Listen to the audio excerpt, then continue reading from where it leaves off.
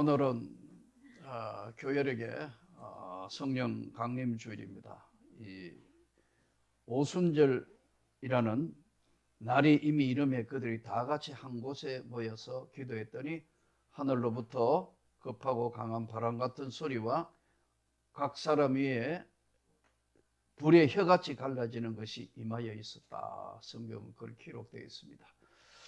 이 오순절이 뭐냐 하면은 구약 성경에는 유월절이 지낸 50일째 되는 날, 이게 유월절.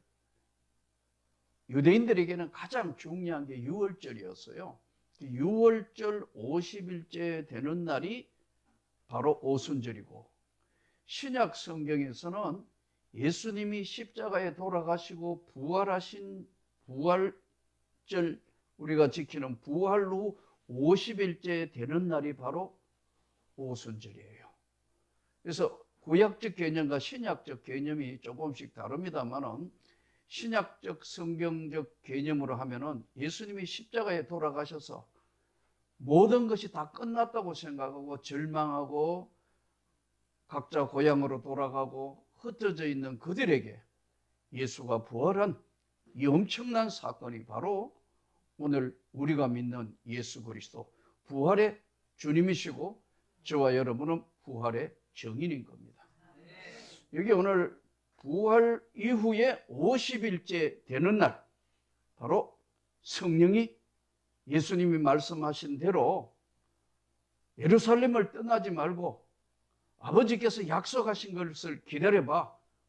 그래서 이들은 예수님 말씀을 새겨 들었다기보다 환경적으로 로마 군사가 몰려와서 예수 믿는 사람 색출해서 잡아가고 많은 고난과 환경적 여건으로 인해서 도망가야 되거나 순교하거나 배교하거나 이 세 가지를 선택할 수밖에 없는, 도망하는 것도 결코 쉽지 않잖아요. 고향 산천 다 버려놓고 도망간다? 이게 쉬운 건가요? 생활 환경을 다 바꿔야 되는데 쉽지 않겠죠. 또 하나는 배교. 지금까지 믿었던 예수를 안 믿겠다. 이 당시에 대부분 예수를 믿는 사람들의 첫 번째 들어온 사람들이 유대교에 있었던 사람이에요. 유대교는 예수를 믿지 않지 않습니까? 지금도 그렇다. 하나님은 믿는데 예수가 구원자라는 사실을 믿지 않는데 저들에게 복음이 전해지고 예수가 십자가에 달려 죽으신 지 3일 만에 부활했다는 이 엄청난 사건, 이게 바로 그들로 하여금 세상을 바꿔놓는 사건이었어요.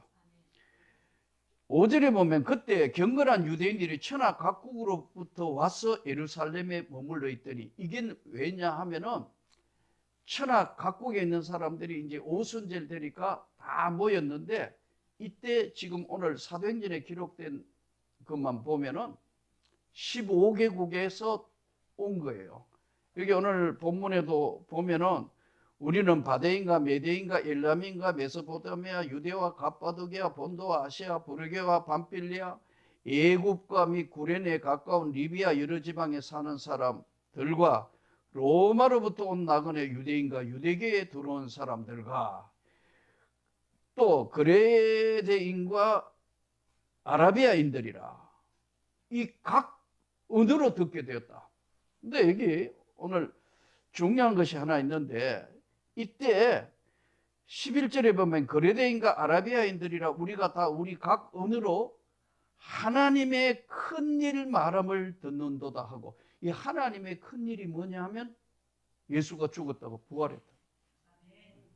하나님의 큰일이 뭐냐 하면 죽으면 다 끝나잖아요. 모든 것들이. 범죄자도 공소권 없음. 죽으면 끝나버려. 인간 세상은 죽은 이후에는 어떤 더 이상 할 말이 없는데 죽었다가 부활했다? 하나님의 큰 일을 지금 듣는다. 우리 각 사람에게 나타난 불의 혀같이 갈라지는 그 놀라운 능력과 바람같이 나타난 큰 역사를 통해서 이제 6월절 지낸 50일, 예수가 십자가에 죽으신 지 50일째 되는 날 부활했다는 이 엄청난 사건이 천하 각국에 모인 사람들한테 증거로 바람같이 불같이 나타난 거예요. 문제는 이게 지금 각 나라 언어로 우리 각 사람의 난 곳 방언으로 또 다른 귀절에는 다른 언어로 다른 언어 우리 각 지방의 각 사람이 난 방언으로 방언 다른 언어 이게 원어로는 글로사라는 말이거든요.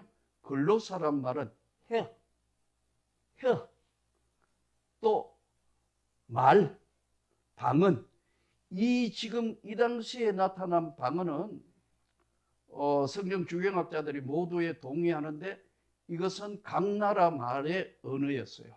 우리로 얘기하면 영어, 일어, 독일어, 뭐 스페니시 뭐 이런 언어였는데 자기들이 태어난 곳에 있는 사람은 이 사람하고 서로 대화가 안 되는데 각 사람에게 각 지방의 말로 이 사람들이 막 말을 하기 시작한다. 무슨 말을? 예수가 부활했다는 사건을 그걸 막 이야기하니까 놀랄 수밖에. 이 사람들이 죽은 지 3일 만에 부활한 예수의 십자가의 부활을 이야기하는데 글로사, 혀, 방언으로 막 이야기를 하기를 시작했다. 이 방언이라는 것은 이 당시에는 지금도 그렇지만 무의식 중에 신의 역사를 나타내는 언어, 무의식 중에 신의 역사를 나타내는 언어로 표현한 것이 글루사라는 말이에요. 자, 그러면 오늘 지금 많은 사람들이 보수교단에 있는 성도들도 있고 목회자들도 있고 또 이제 오순절 계통에 성령 충만하기를 원하는 데 있고, 예? 내가 신학교 갔을 때만 하더라도 방언 잘못하면 난리 난다. 진짜라니까요. 보수교단에 택도 없는 이야기이고, 예? 옛날에 우리 선배는 방언하다가 강도사 고시 면접 볼 때 떨어져가 목사 한수 못 받을 뻔했어요. 강원도에 있었거든요. 그런데 이 강도사 때 기도하다가 성령의 불을 받아가 방언을 한 거예요. 이게 소문나니까 강도사 고시 끝나자마자 노회로 불려가가지고, 예? 방언하는 거예요. 가만히 있어요. 해, 안 해? 거짓말을 못하니까 해요. 그랬더니 다시는 하지 마. 각서 쓴 거예요. 그러고 목사 안수 받았어요. 그런데 강원노예에서 서울노예로 강원도에서 목회하다가 서울로 왔어요. 오자마자 방언했어요. 왜 방언해도 각서 썼잖아요. 그거는 강원노예에서 썼고 서울노예하고 관계없잖아요. 이 정도였어요. 그런 분위기에 성령의 불을 받아 내가 올라가서 학교가 참 정말, 예, 돌연변이라 할 만큼 어려운 고난의 시간들이 있었어요. 다 놀라 예수의 십자가에 죽으시고 난 뒤에 부활한 사건. 이것이 바로 오늘 우리가 이 땅에 사는 예수가 구원자라는 확고한 정의. 우리가 이 땅의 삶을 사는 이유. 우리가 이 땅에 어떤 고난이나 어떤 역경도 사정없는 가정과 문제없는 가족은 한 명도 없어요. 그러나 이 고난을 이기고 과거로부터의 절망과 실망과 죽음으로부터의 환희와 영생의 세계로 바꾸는 것, 오순절 성령의 역사예요. 우리가 이제 예수님이 오시고 십자가에 달려 죽으시고 부활한 이 사건이 이제 오순절 사건인데 그 앞에 우리가 많은 사람들이 대부분 보면 제가 오랜 시간 목회하면서 뭐 구약 파노라마 뭐 온갖 공부도 다 시키고 제자 훈련 안 해봤겠어요? 또 안 해보는 목사님들이 없잖아요. 근데 평신도들이 잘 모르더라고. 내가 우리 부목사들 불러놓고 어지간했으면 여러분 기독교 핵심 기본 진리 공부를 다시 시키겠어요. 아는 것에도 잘 몰라요. 예수가 오기 전에 5대 제국이 있었습니다. 이스라엘의 나라라는 나라는 도시국가였는데 통일 왕국으로 시작하면서 사울왕이 40년, 다윗이 40년, 그리고 그 아들 솔로몬이 40년 통치를 해요. 그 이후에 남북 왕조라는 게 나누어집니다. 그래서 남북 왕조에서 북왕국은 BC 722년에 아수르에 대해서 멸망당하는 거예요. 당시에 중동 전체에서는 최고의 패권자가 아수르였어요.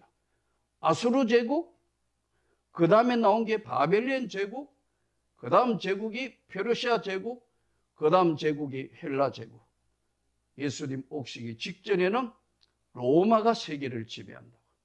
이 아수르 때 망했을 때에 나온 성경이 뭐냐면 요나서 나훔습니다. 그러니까 722년에 멸망당하고 그 다음에 유다는 586년에 무너지게 돼요. 근데 무너질 때는 누가 무너뜨렸냐면 바벨론이 무너뜨리는 거예요. 그래서 바벨론 포로로 다 끌려가는 이야기가, 끌려가기 전에 이야기가 에레미야 이야기예요. 끌려가서 골치 아프고 눈물을 흘리면서 있었던 이야기가 에스겔 이야기예요. 그 성경은 연대적으로 섞어놓은 게 아니에요. 그러다가 보니 이걸 이해를 못하면 왔다 갔다 하는 거예요. 할 수 없이 이제 교인들에게 제자 훈련하면서 가르쳤어요. 아, 이게 이렇게 됐구나. 근데 사람이라는 게 이렇게 기억하기 쉽지 않잖아요. 페르시아로 넘어오면서, 페르시아가 뭐냐면 오늘날 이란, 이라크거든요. 이 페르시아에 넘어오면서 메데 바사, 이때 메데 바사에 나오는 게 아하수에로 왕 이야기, 에스더, 예? 이런 것들이 다 그 안에 섞여 있는 거예요. 그러니까요, 이 성경을, 구약 성경 전체를 알려면은 5대 왕국의 아수르, 바벨론, 페르시아, 신약 성경에 가까이 오면은 네 번째가 헬라 제국이에요. 마케도니아에 보면은 빌립 왕이 이 도시국가로 있는 걸 북쪽 산쪽에 있던 빌립 2세가 전쟁의 대단한 지략가예요. 근데 이 사람에게는 왕비가 7명 있었어요. 7명인데 다 공주야. 근데 5번째 부인한테서 아들이 나오는데 그게 세상을 바꿔놓는 알렉산더예요. 알렉산더는 20살에 왕이 돼가지고 자기 아버지보다 훨씬 전략가예요. 전쟁에 그야말로 도가 터진 사람이에요. 그리스 통일하고 인도까지 밀고 간다. 그래서 여러분, 전체를 헬라어로 통일시키는 거예요. 이게 헬라 문화예요. 그 신약 성경이 헬라어로 되어 있다고. 완전히 다 무너뜨리고 다 해가지고 그들이 어마어마한 제국을 이루는데 후계자가 없이 32살에 죽어요. 열병 걸려 죽었다. 말라리아 걸려 죽었다. 여러 가지 아직도 학설들 이야기를 해요. 근데 알렉산더가 죽을 때 후계자가 정해지잖아요. 영화에도 나오잖아요. 후계자가 누구요? 후계자가 누구요? 말하자고 죽습니다. 그러니까 4명의 장군이 다 천하를 통일시켜서 나누어 사는데 그 중에 하나가 프톨로미 왕조예요. 그 왕조가 그래도 종교라든가 자기들의 어떤 모든 것들은 다 인정해 준다고. 그 이후에 로마가 세계를 지배하면서 가이사 아구스토 천하의 호정령 내린 그때의 로마는 헬라 제국이 한 건 뭐냐면요, 모든 언어를 헬라어로 통일시켰어요. 그런데 로마 제국은 모든 길을 만들었다. 모든 길은 로마로 통한다고. 언어와 길을 만들고 그 이후에 예수가 이 땅에 오는 거예요. 그 6월절 50일째 죽은 지 십자가에 돌아가시고 부활하셔서 50일째 되는 날 성령이 임했다는 거예요. 문제는 오늘날 성령을 경험한 사람과 경험하지 못한 사람의 차이는 어마어마한 거예요. 사실은 은혜 받을 때요, 제가 경험해 보기에는 은혜 받을 때는 딱 경계선에 있어요. 진짜 은혜 받을 때는 완전히 내가 허물어지는 거예요. 성경은, 사도행전은 딱 이렇게 정해놨어요. 너희가 각각 회개하여 성령을 선물로 받아라. 저는 청송 가모서라는 참 흉측한, 절대로 변할 수 없는 누범자들, 강력해요. 여러분 얼굴만 봐도 흉측한 데다가 대단해요. 온몸에 문신에다가 안 변해요. 절대 변하지 않는다. 특히 조폭들, 사기, 예? 안 변합니다. 근데요, 성령 받으면 변하는 거예요. 근데 예수도 안 믿는 소작이요, 내가 가면 늘 목사님 쟤들 성령 받게 해달라고. 자기는 안 믿는 사람. 왜냐하면 성령 받아야 바뀌는 거 하기 때문에 제발 저 사람들 성령 받게 해달라고 이야기를 하는 겁니다. 참 어려운 시대를 살아가고 있어요. 저는 오늘 우리가 믿는 예수 그리스도, 바로 성령을 경험한다는 건 대단히 중요합니다. 경험하지 못했기 때문에 뭐 방언이 있느니 없느니, 성령의 역사가 있느니 없느니, 그 시대로 모든 것들이 종료됐느니 어떠니, 난 절대 동의할 수 없다. 오순절의 성령의 역사는 단회적이지만 영속적으로 지금도 일어나고 있다. 난 그걸 분명히 믿습니다. 우리는 오늘 성령을 경험한 사람들로서 이 큰 일을 보는데 우리가 어떻게 이 큰 일에 동참할 수 있는가? 딱 한 가지입니다. 예수가 바로 내 삶의 전부일 때만 이게 역사하는 거예요. 어려운 시대를 살다가 보니까요, 요즘 뭐 교계에서 늘 이야기하는 가나안 성도가 얼마가 되고, 명목상 성도가 뭐 지금 보니까 방송국에서 하는 거 보니까 뭐 40%가 넘었다, 뭐 어떻다. 중요한 것은 진짜 성령을 경험해야 돼. 하나님의 살아계심과 약속은 절대로 변함이 없다는 거예요.